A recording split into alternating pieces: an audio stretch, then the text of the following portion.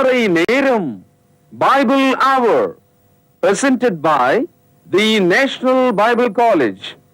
கிறிஸ்துவின் சபையார் உங்களை வாழ்த்துகிறார்கள். Satellite Bible School.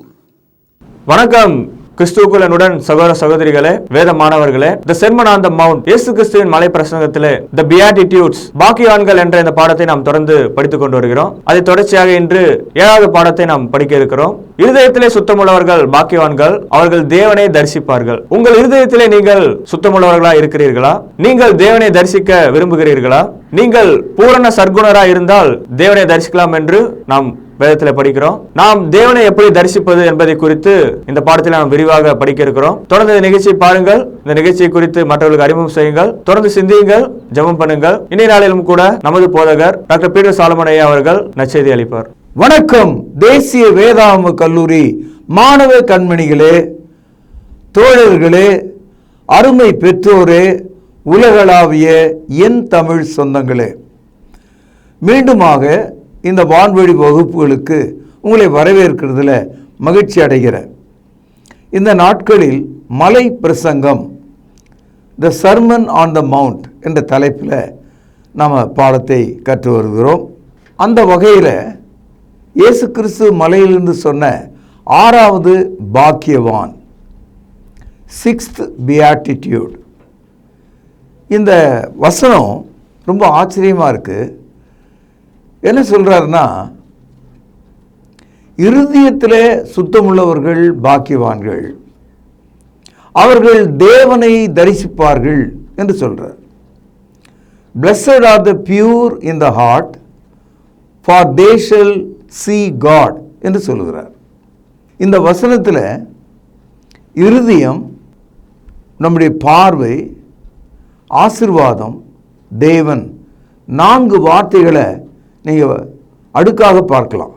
இருதயத்தில் சுத்தமுள்ளவர்கள் பாக்கியவான்கள்ன்றார். சரி, அவர்கள் தேவனை தரிசிப்பார்கள் என்று சொல்கிறார். Blessed are the pure in their heart, for they shall see God என்று சொல்கிறார். சகோதரர்களே, இயேசு கிறிஸ்து நமக்கு தேவனை அறிமுகப்படுத்துகிறார். தேவனை நாம் பார்க்கும்படி சொல்கிறார். தேவனை நாம் பார்ப்பதற்கு இருதயம் ஒன்றுதான் வழி என்று சொல்கிறார். ஆனால் அந்த இருதயம் பரிசுத்தமாக இருந்தால் மட்டுமே பார்க்க முடியும் என்றும் சொல்லுகிறார். ஆக இருதயம், பரிசுத்தம், பார்வை, தேவன் என்ற வரிசையில் இந்த பாக்கியவான் என்ற இந்த வசனத்தை நம்மால் புரிஞ்சு கொள்ள முடியும். சகோதரர்களே, பைபிளினுடைய அடிப்படை சித்தாந்தம், அடிப்படையான போதனை என்னன்னா, தேவன் ஆவியாக இருக்கிறார். யோவான் சுவிசேஷம் 4வது அதிகாரம் 24வது வசனம்.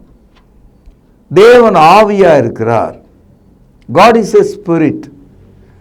அப்படியானால் மாம்சமாக இருக்கிற மனிதன் ஆவியாக இருக்கிற தேவனை எப்படி பார்ப்பது? நம்முடைய கண்களால் அவரை எப்படி பார்க்க முடியும்? இது ஒரு முரண் போல் உங்களுக்கு தெரியலாம். 1 தீமோத்தேயு 6வது அதிகாரம் 16வது வசனம், 290வது பக்கம். ஒருவராய் சாவாமை உள்ளவரும் சேரக்கூடாத ஒளியிலே வாசம் பண்ணுகிறவரும் மனுஷரில் ஒருவரும் கண்டிராதவரும் காணக்கூடாதவருமாய் இருக்கிறவர், அவருக்கே கனமும் நித்திய வல்லமையும் உண்டாயிருப்பதாக. ஆமேன். இது ஒரு அடிப்படையான வசனம். அதாவது தேவன் ஒருவர் தான், God is one. ஒன்றுக்கு மேற்பட்ட கணவன் மனைவியாக நம்முடைய நாட்டில், உலகத்தில் கடவுளை குறித்த நம்பிக்கையை மனிதர்கள் கொண்டிருக்கிறாங்க. ஆனால் வேதாகமும் தேவன் ஒருவர் என்று போதிக்கிறது. அந்த தேவன் எதனாலே நமக்கும் அவருக்கும் வேறுபாடுனா, அவருக்கு மரணம் இல்லை, நமக்கு மரணம் இருக்கிறது. சாவாமை உள்ளவராய், அடுத்தது சேரக்கூடாத ஒளியிலே வாசம் பண்ணுகிறவர். We cannot see him because he is so bright light. Darkness cannot approach him. இருளானது அவரை தொட முடியாது. சேரக்கூடாத ஒளியில வாசம் பண்ணுகிறவரும். அடுத்தது பாருங்க, மனுஷரில் ஒருவரும் கண்டிராதவரும்.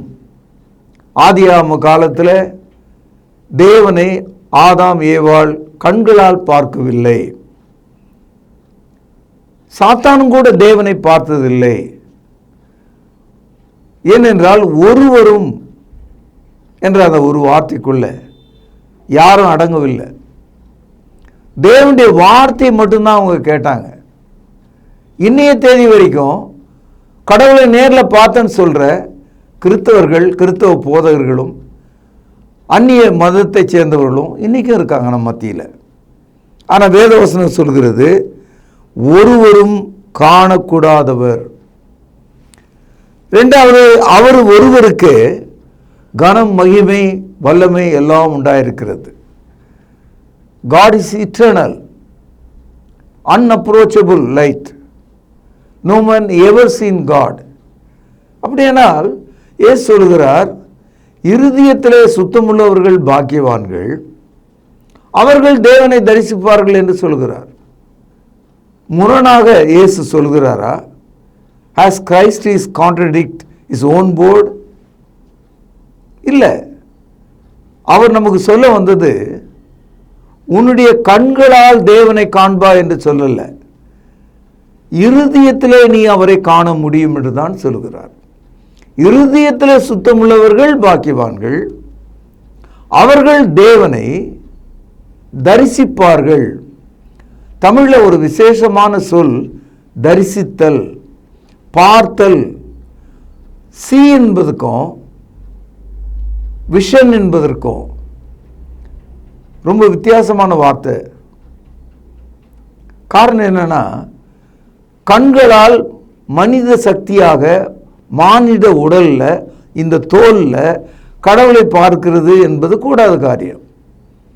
ஆனால் உங்கள் மனதால அவரை நினைக்க முடியும், உணர முடியும், பார்க்க முடியும். இயேசு கிறிஸ்து தாமே சொல்கிறார், தேவனை ஒருவனும் ஒரு காலம் கண்டதில்லை. யோவான் எழுதிய சுவிசேஷம் 1 அதிகாரம் 18வது வசனம், தேவனை ஒருவனும் ஒரு காலம் கண்டதில்லை, பிதாவின் மடியில் இருக்கிற ஒரே பேரான குமாரனே அவரை வெளிப்படுத்தினார். அப்படியானால் நம்முடைய தேவனாகிய கடவுளை பார்த்தவராக இயேசு கிறிஸ்து மட்டுமே இருக்கிறார். இயேசு அவருடைய குமாரனாக இருக்கிறார். தேவனை ஒரு காலம் ஒரு மனிதனும் பார்த்ததில்லை. 1 யோவான் 4 அதிகாரம் 12வது வசனம், தேவனை ஒருவரும் ஒருபோதும் கண்டதில்லை. இப்போ இதுவரைக்கும் 3 வசனங்களை உங்களுக்கு நான் எடுத்து காண்பித்தேன். 1 தீமோத்தேயு 6 அதிகாரம் 16வது வசனம், யோவான் எழுதிய சுவிசேஷம் 1 அதிகாரம் 18வது வசனம், 1 யோவான் 4 அதிகாரம் 12வது வசனம்.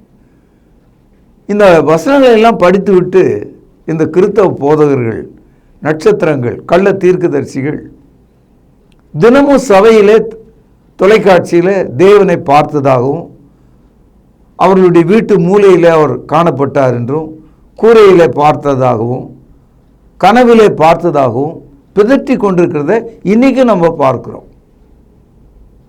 பைபிளினுடைய அடிப்படை சித்தாந்தங்கள், உபதேசம் என்னன்னு கேட்டீங்கன்னா, God is a spirit. No man ever seen God. மோசே கூட பார்க்கல. மோசே கர்த்தர் கடந்து சென்றதை பின்புறமாக அவருடைய மகிமையை மட்டும்தான் பார்த்தான். அவருடைய முகத்தை யாரும் பார்த்ததில்லை. என் அன்பு சகோதரர்களே, இந்த அடிப்படையை முதல்ல நீங்கள் விளங்கிக்கணும். எனக்கு ஏறக்குறைய 80 வயதாக போகிறது. நான் சின்ன வயதிலிருந்து அனுபவித்த கஷ்டமான ஒரு பிரச்சனை என்னன்னா, சின்ன பையனாக இருக்கும் போதும் என்னோடு இருந்த பிள்ளைங்கள்லாம் கடவுளை காட்டு, கடவுளை நீ பார்த்துருக்கியா, அந்த மாதிரி கேட்பாங்க. அப்புறம் இந்த மாதிரி பைபிளை தூக்கிட்டு போதகராக நான் மாறின பிறகு விசுவாசிகளும் மற்ற பொது ஜனங்களும் கடவுளை நீங்கள் பார்த்துருக்கீங்களா, எங்களுக்கு காட்டுங்க, முதல்ல நீங்கள் பார்த்துருக்கீங்களா, இப்படியே பிரச்சனை பண்ணுவாங்க. இன்னை வரைக்கும் கிறிஸ்தவர்கள் ஓயாமல் கேட்டுக்கொண்டிருக்கிற ஒரு கேள்வி, ஹேவ் யூ சீன் காட்? சகோதரர்களே, தேவன் ஆவியா இருக்கிறார், அவரை ஒருவனும் ஒரு காலம் கண்டதில்லை, அவர் சேரக்கூடாத ஒளியில் இருக்கிறார்.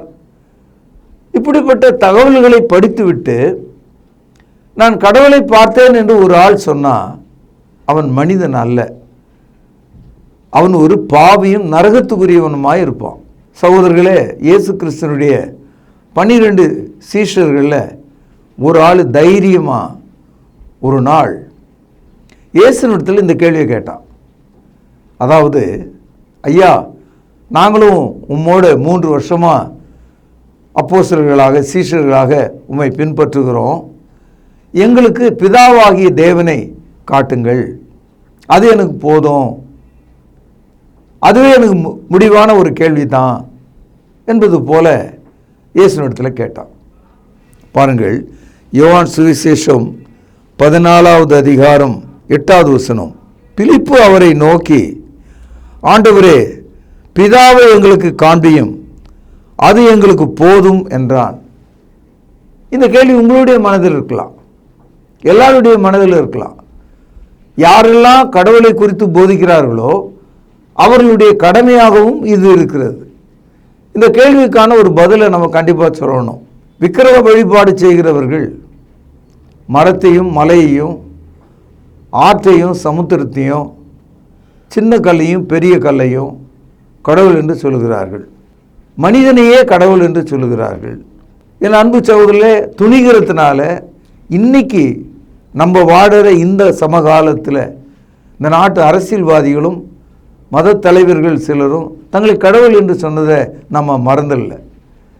நான் கடவுளின் குழந்தை என்று சொன்ன மனிதர்களை எல்லாம் நாம் ஞாபகத்தில் வைத்திருக்கிறோம்.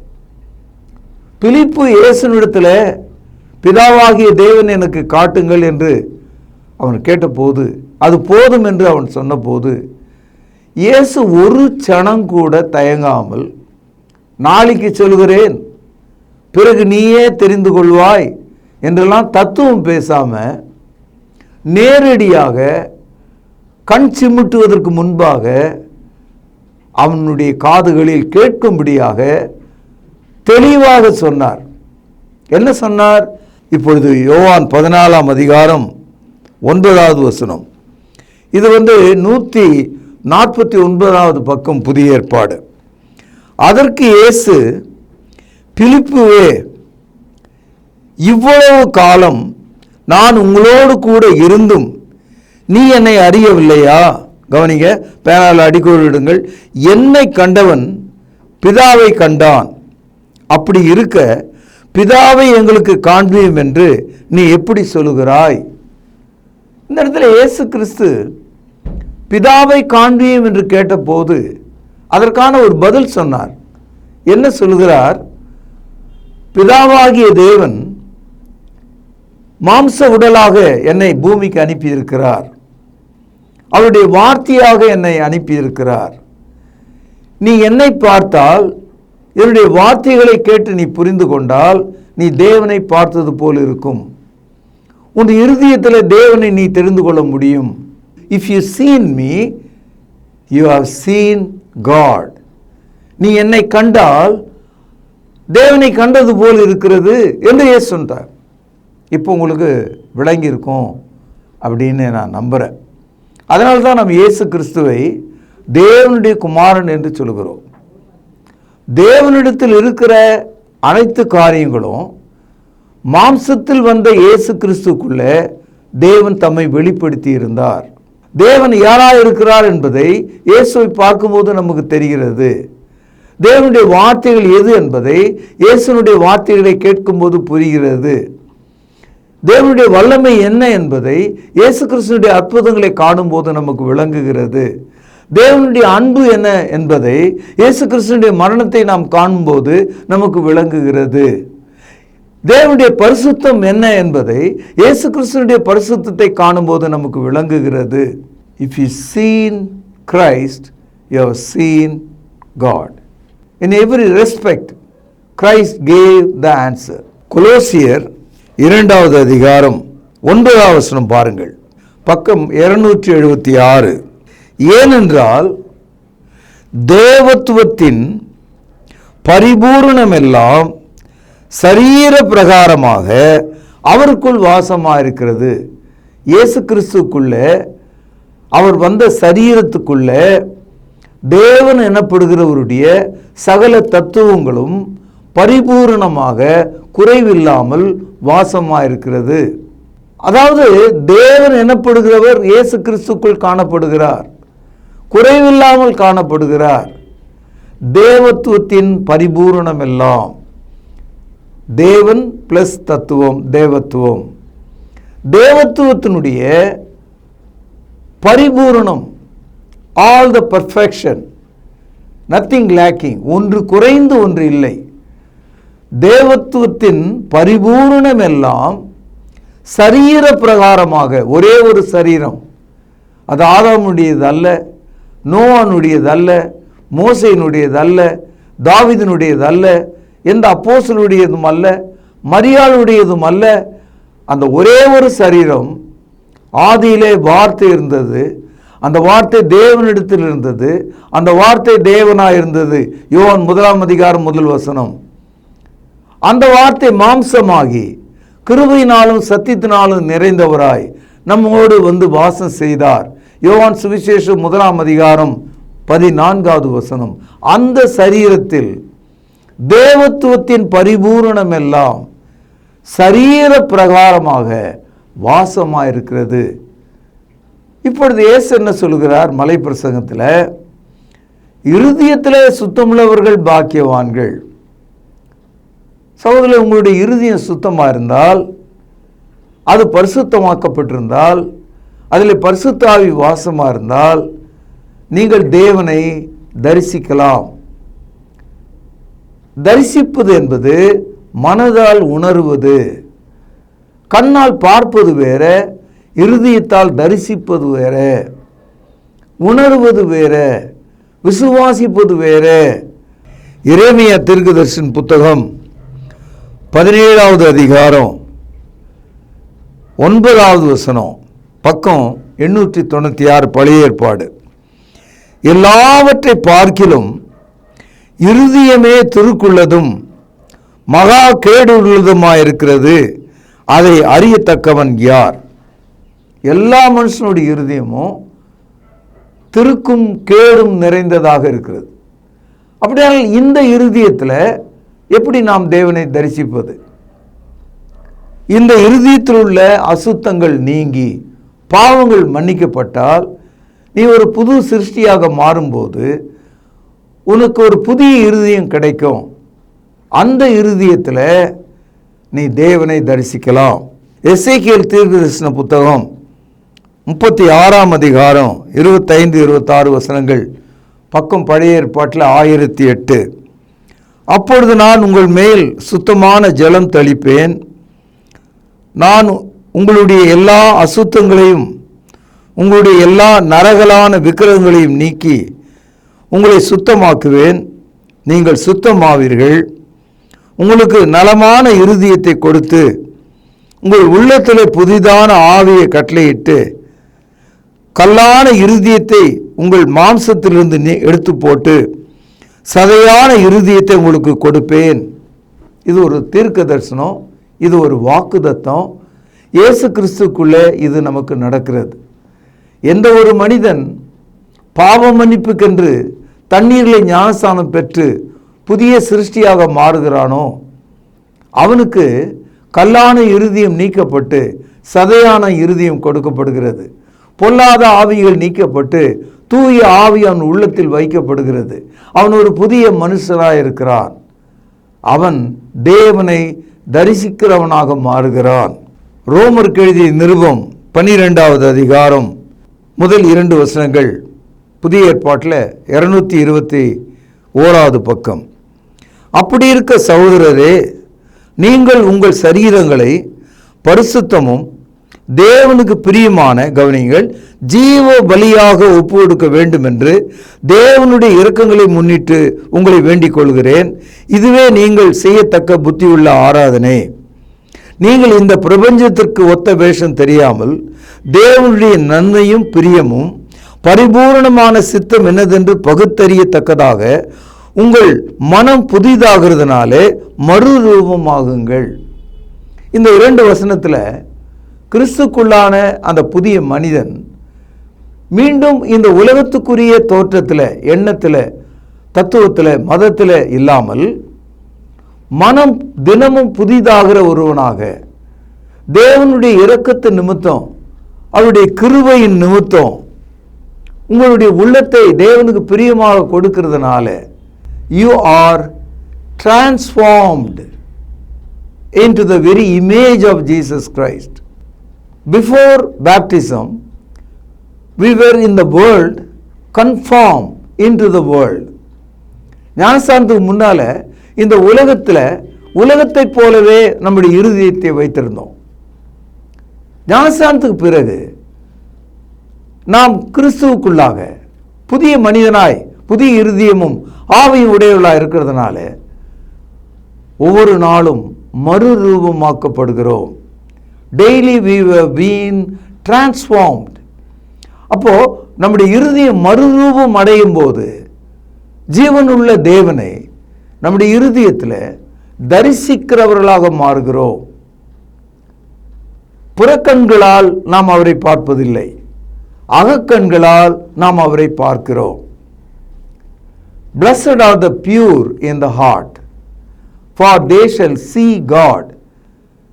எந்த முரணும் எனக்கு இல்லை அந்த வசனத்தில், எந்த கான்ட்ரடிக்ஷனும் அதில் இல்லை. Jesus said perfectly, you shall be a perfect man. You can see God provided if your heart is pure. உன்னுடைய இருதயம் பரிசுத்தமாக இருந்தால் அவரை தரிசிக்க முடியும். என் அன்பான சகோதரர்களே, இந்த காலையில் நாம் கேட்ட, அதாவது கோமேதகம், வைரம், பொன், வெள்ளி போன்ற விசேஷமான விலையேற பெற்ற பொருட்கள் நமக்கு வீடு நிறைய இருந்தாலும் அதனால் பலன் இல்லை. உன் இருதயம் பரிசுத்தமாக இருந்தால் ஒருவரும் காணக்கூடாதவரும், சேரக்கூடாத ஒளியில் வாசம் பண்ணுகிறவரும், ஒருவரும் கண்டிராதுமான தேவனை உன் இருதயத்தினால, அவருடைய சித்தம் செய்கிறதுனால, மறுரூபம் உள்ள ஒரு வாழ்க்கைக்கு நீ வந்ததுனால நீ தரிசிக்க முடியும். நீ ஒரு பாக்கியவான். சகோதரர்களே, இன்றைக்கும் நம்முடைய வாழ்க்கையில் நம்முடைய நண்பர்கள், நம்முடைய பெற்றோர்கள் நம்மை பார்த்து, நாம் நம்முடைய பிள்ளைகளை பார்த்து, கண் இருக்குது இல்லை, பார்த்து நடக்கிறது தானே, கண்ணை திறந்து வைக்கிறது தானே. நம்ம என்னமோ கண்ணை மூடினுக்கிற மாதிரி அவங்க சொல்கிறாங்க. நீங்கள் கண்ணை திறந்து வச்சுக்கிட்டு தப்பு செய்யும்போது, தடுக்கி விடும்போது, பொருளை தேடும்போது குற்றம் சொல்கிறவர்கள் என்ன சொல்கிறாங்க? கண் இருக்குல்ல, கண் எங்கே வச்சுருக்க, கண்ணை திறக்கிறது தானே, கண்ணை திறந்து பார்க்கறது தானே என்னெல்லாம் குற்றம் சாட்டுகிறார்கள். இதுலேருந்து என்ன தெரியுதுன்னா, முகத்திலே கண்கள் இருந்தாலும் நாம் தவறு செய்யக்கூடியவர்களாக இருக்கிறோம். அப்படியானால் சரீரப்பிரகாரமான கண்களிலேயே நாம் தவறு செய்கிறவர்களாக இருந்தால், ஆவிக்குரிய கண்கள் இல்லாதவர்கள் எவ்வளோ ஆபத்தான நிலையில் இருப்பார்கள் என்பதை நீங்கள் எண்ணி பார்க்க வேண்டும். 2 கொரிந்தியர் 4ஆம் அதிகாரம், புதிய ஏற்பாட்டில் 247வது பக்கம். தேவனுடைய சாயலாக இருக்கிற கிறிஸ்துவின் மகிமையான சுவிசேஷத்தின் ஒளி அவிசுவாசிகளாகிய அவர்களுக்கு பிரகாசமாய் இராதபடிக்கு கவனிங்கள். இப்பிரபஞ்சத்தின் தேவனானவன் அவர்களுடைய மனதை குருடாக்கினான். கண்ணை குருடாக்கினான் என்று சொல்ல, மனதையே குருடாக்கினான். ஏன்னா மனது விரும்பினா தான் கண்ணு தெரியும், மனது விரும்பினா தான் கண்ணில் பார்க்குறது அவனுக்கு புரியும். Your heart and eyes are connected. அப்படியானால் இங்கே என்ன நடக்குது? பிசாசானவன் ஜீவனுள்ள தேவனையும் மகிமை நிறைந்த அவருடைய குமாரனையும் அவர் சிந்திய இரத்தத்தையும் அவர் கொடுக்கும் ரட்சிப்பையும் அவருடைய வார்த்தைகளையும் விளங்கி கொள்ளாதபடிக்கு, தெரிந்து கொள்ளாதபடிக்கு, புரிந்து கொள்ள முடியாதபடிக்கு நம்மை பைத்தியமாக மாற்றி விட்டான். நம்முடைய மனதை குருடாக்கி விட்டான். நல்ல பார்வையுள்ள ஆளு திடீர்னு வந்த ஒரு மின்னலால 2 கண்ணும் போச்சுன்னு வைங்க. அப்படிப்பட்ட ஆளு பார்வையில் இருந்து திடீர்னு குருடாகும் போது எதிரில் என்ன இருக்குதுன்னே அவனுக்கு தெரியாது. எல்லாவற்றின் மேலும் அவன் மோதுவான், எல்லாவற்றின் மீதும் காலை வைப்பான், எல்லா குடியிலும் விழுவான், எல்லா காயங்களையும் அடைவான். சாத்தான் மனுஷனுடைய இருதயத்தை குருடாக்கினான். ஆதாம் ஏவாளுடைய இருதயத்தை குருடாக்கினான். நோவா காலத்து ஜனங்களை குருடாக்கினான். சோதோம் குமாரா மக்களுடைய இருதயத்தை குருடாக்கினான். வேதவசனம் சொல்கிறது, ரோமர் 1 அதிகாரம் 10வது வசனம், ஒருவனும் நீதிமான் இல்லை. அப்படின்னா என்ன அர்த்தம்னா, every one is a blind. ரோமர் 3 அதிகாரம் 23வது வசனத்தில் படிக்கிறோம், எல்லாரும் பாவம் செய்து தேவ மகிமை இழந்து விட்டார்கள். அப்படின்னா என்ன அர்த்தம்? Everybody become blind, unable to see the righteousness of God. ரோமர் 6 அதிகாரம் 23வது வசனத்தில் படிக்கிறோம், பாவத்தின் சம்பளம் மரணம், நம்முடைய கர்த்தராகிய இயேசு கிறிஸ்துவினுடைய கிருபை வரமோ நித்திய ஜீவன். உங்களுடைய கண்கள் சரியா இருந்தா, உங்கள் இருதயம் சரியா இருந்தா நீங்கள் தேவனை தரிசிக்கலாம். இருதயத்திலே சுத்தமுள்ளவர்கள் பாக்கியவான்கள், அவர்கள் தேவனை தரிசிப்பார்கள் என்று சொன்னார். பைபிளில் ஒரே ஒரு முறை வித்தியாசமான ஒரு அற்புதம் நடந்தது. அது எலிசாவின் காலத்தில் நடந்தது. எலிசாவுக்கு முன்பாக மிகப்பெரிய இராணுவம் வந்து சேர்ந்து முற்றுகையிட்டது. அப்பொழுது எலிசாவினுடைய வேலைக்காரன், ஐயோ என் ஆண்டவனே, நாம் அழிந்து விட்டோம், நாம் தப்ப முடியாது என்று அவன் உயிர் பிச்சை கேட்டபோது எலிசா அவனுக்காக ஜெபம் பண்ணினான். அப்படி ஜெபம் பண்ணி ஒரு வார்த்தை சொன்னான். பாருங்கள், இது 2 ராஜாக்கள் 6வது அதிகாரம் 15-16வது வசனம், பழைய ஏற்பாட்டில் 473வது பக்கம். அதற்கு அவன் பயப்படாதே, அவர்களோடு இருக்கிறவர்களை பார்க்கிலும் நம்மோடு இருக்கிறவர்கள் அதிகம் என்றான். அப்பொழுது எலிசா விண்ணப்பம் பண்ணி, கர்த்தாவே, இவன் பார்க்கும்படி இவன் கண்களை திறந்தருளும் என்றான். உடனே கர்த்தர் அந்த வேலைக்காரனுடைய கண்களை திறந்தார். இதோ எலிசாவை சுற்றிலும் மகிமையான குதிரைகளாலும் ரதங்களாலும் அந்த மலை நிறைந்திருக்கிறதை அவன் கண்டான். அதாவது இந்த இடத்துல இது ஒரு அற்புதம். எலிசாவினுடைய வேலைக்காரனுடைய கண்கள் திறக்கப்பட்டது. ஆனால் இந்த கண்கள் தேவனை பார்த்ததா என்றால் இல்லை, தேவனுடைய வல்லமையை பார்த்தது. தேவன் அனுப்பின வல்லமையான அக்னிமயமான ரதங்களையும் குதிரைகளையும் கண்டது. அப்பொழுது அந்த வேலைக்காரன் சொன்னான், அவர்களோடு இருக்கிறவர்களை பார்க்கலும் நம்மோடு இருக்கிறவர்கள் அதிகம் என்று சொன்னான். என் அன்பு சகோதரர்களே, இந்த காலையில் நானும் கூட உங்களுக்காக ஜெபிக்கிறேன். உங்களுடைய கண்கள் திறக்கப்பட வேண்டும். தேவனுடைய மகிமையை புரிந்து கொள்வதற்கு உங்கள் கண்கள் திறக்கப்பட வேண்டும் என்று கேட்டு இன்றைய செய்தியை நான் இங்கே நிறைவு செய்கிறேன். இதனுடைய தொடரை நாளை நாம் கவனிக்கலாம். பிரார்த்தனை செய்வோம். அற்புதமான தகப்பனே, இருதயத்திலே சுத்தமுள்ளவர்கள் பாக்கியவான்கள், அவர்கள் தேவனை தரிசிப்பார்கள் என்ற வாக்குறுதிக்காக நன்றி. மெய்யாகவே இயேசு கிறிஸ்து வரும் நாளில் அவர் இருக்கிற வண்ணமாகவே நாங்கள் இருப்போம் என்று அறிந்திருக்கிறோம். எல்லாவற்றையும் புதிதாக்குற தகப்பனே, எங்கள் இருதயத்தில் உம்மை தரிசிக்கத்தக்கதான வல்லமையை தாரும். சபையை ஆசீர்வதியும், மாணவர்களை எழுச்சி ஊட்டும். ஆண்டவரே, உலகத்தை கிறிஸ்துக்குள் ஆதாயப்படுத்திக் கொள்ள தயவு தாரும். ஆண்டவர் இயேசுவின் நாமத்தில் ஜெபம் கேளும் ஜீவனுள்ள எங்கள் நல்ல பிதாவே, ஆமென். தொடர்பு கொள்ள வேண்டிய முகவரி: திருமறை நேரம், 58 சர்ச் தெரு, குமரன் நகர், சென்னை 6,82,000. தொலைபேசி எண் 0442550082. செல்போன் 9385500882. கர்த்தாவே, தேவர்களில் உமக்குப்பானவர் யார்? வானத்திலும் பூமியிலும் உமக்குப்பானவர் யார்? உமக்குப்பானவர் யார்? உமக்குப்பானவர் யார்? வானத்திலும் பூமியிலும் உமக்குப்பானவர் யார்? வானத்திலும் பூமியிலும் உமக்குப்பானவர் யார்?